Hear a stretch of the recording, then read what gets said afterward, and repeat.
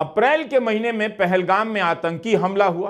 पाकिस्तान के हाथ होने की बात सरकार ने की, लेकिन उसी पाकिस्तान के साथ क्रिकेट मैच दुबई में खेला जाता है। तब कोई किसी को पाकिस्तान का एजेंट नहीं कहता है। जिस किसी ने भी कहा उससे कोई फर्क नहीं पड़ता है, अनसुना कर दिया जाता है और 3-3 मैच खेले जाते हैं।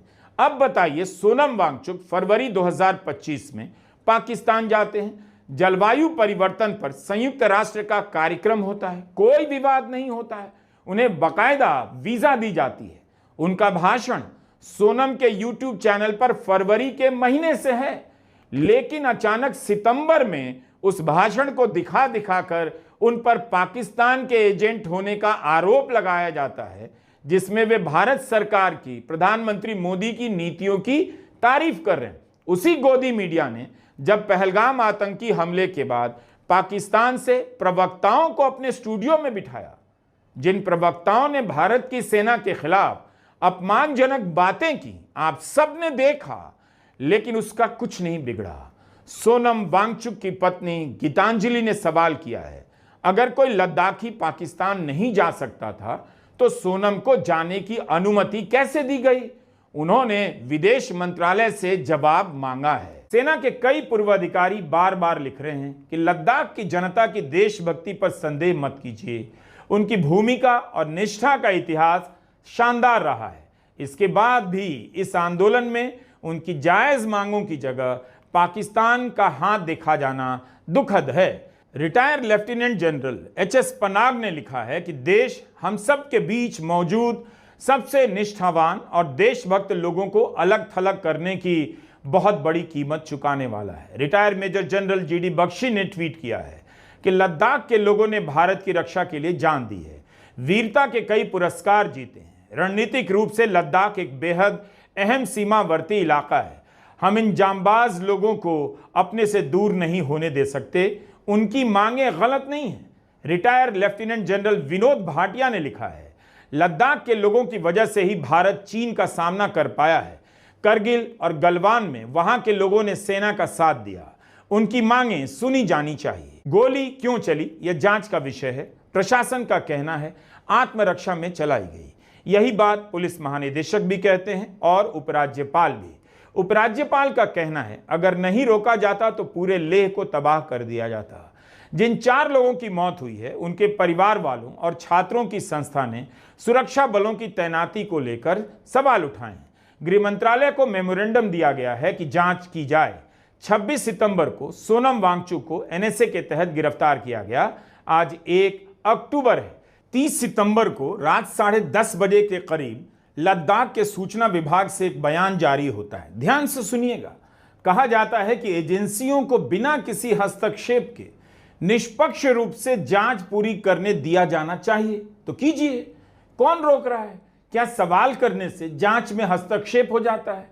सोनम वांगचुक के खिलाफ आईटी सेल और गोदी मीडिया तरह तरह के अभियान चला रहा है। इन अभियानों का पर्दाफाश करने से क्या जांच में बाधाएं आ रही हैं? इससे तो मदद मिलनी चाहिए। सूचना विभाग ने लिखा है और आप गौर करेंगे कि एपेक्स बॉडी लेह के बुजुर्ग नेताओं समेत अन्य नेताओं ने आक्रामक भीड़ को शांत करने के लिए तेजी से कदम उठाए, लेकिन सोनम वांगचुक ने शांति सुनिश्चित करने का कोई प्रयास नहीं किया। वे अनशन स्थल पर ही बने रहे। अगर सोनम वांगचुक वास्तव में शांति चाहते तो बुजुर्ग नेताओं की तरह स्थिति की गंभीरता को समझकर भीड़ को शांत करने का प्रयास कर सकते थे। ऐसा ना करने का कोई कारण नहीं है। जब स्थिति नियंत्रण से बाहर हो गई तब सोनम वांगचुक ने अपना उपवास तोड़ दिया और चुपचाप अनशन स्थल के पीछे के रास्ते से निकल गए, जिससे उनकी गैर जिम्मेदारी का संकेत मिलता है। क्या वाकई में यह आरोप हो सकता है? लिखा तो ऐसा ही है कि सोनम वांगचुक ने हिंसा रोकने का प्रयास नहीं किया, हिंसा होने पर उपवास तोड़ दिया और पीछे के रास्ते से चले गए।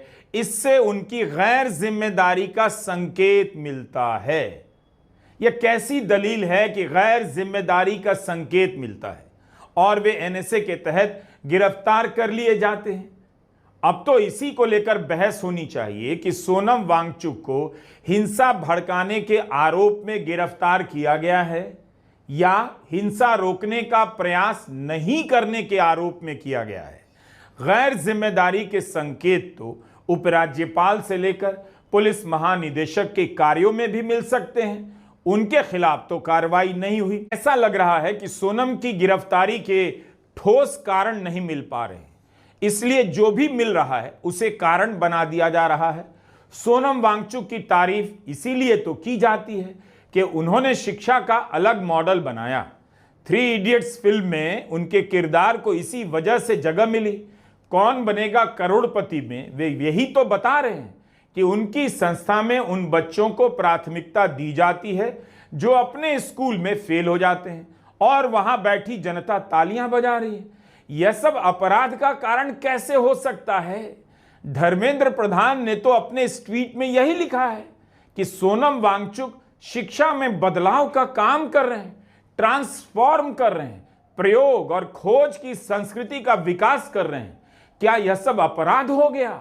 तब तो होम स्कूलिंग करने वाले माताओं और पिताओं को एक दिन जेल में डाला जा सकता है। उन्हें भी अब सावधान रहना चाहिए। रविंद्रनाथ टैगोर ने शांति निकेतन बनाया, शिक्षा का अलग मॉडल बनाया। क्या अलग मॉडल बनाना बरगलाना है, भविष्य खतरे में डालना है? गैर जिम्मेदारी के आधार पर क्या एनएसए लगाया जा सकता है? एफसीआरए, पाकिस्तानी कनेक्शन, फर्जी डिग्री देने का आरोप, जैसे ही एक आदमी के खिलाफ राज्य की संस्था खड़ी होती है, उसकी जिंदगी के हर पहलू को आपराधिक बनाया जा सकता है। सोनम वांगचुक के मामले से यही साबित होता लगता है और उनकी गिरफ्तारी का सबसे खतरनाक पहलू यही है कि अब गिरफ्तारी को सही ठहराने के लिए सही दलील की भी जरूरत नहीं। इसी बिंदु पर सोनम की गिरफ्तारी सबके लिए चेतावनी है। आपके घर से कुछ भी खोज कर अपराधी साबित कर दिया जा सकता है। हो सकता है कि आपका अलग सोचना भी एक दिन अपराध घोषित कर दिया जाए और आपका किसी भी विषय पर नहीं सोचना भी अपराध हो सकता है। इसलिए आप तय नहीं कर सकते आज के भारत में कि सोचना खतरनाक है या नहीं सोचना ज्यादा खतरनाक है।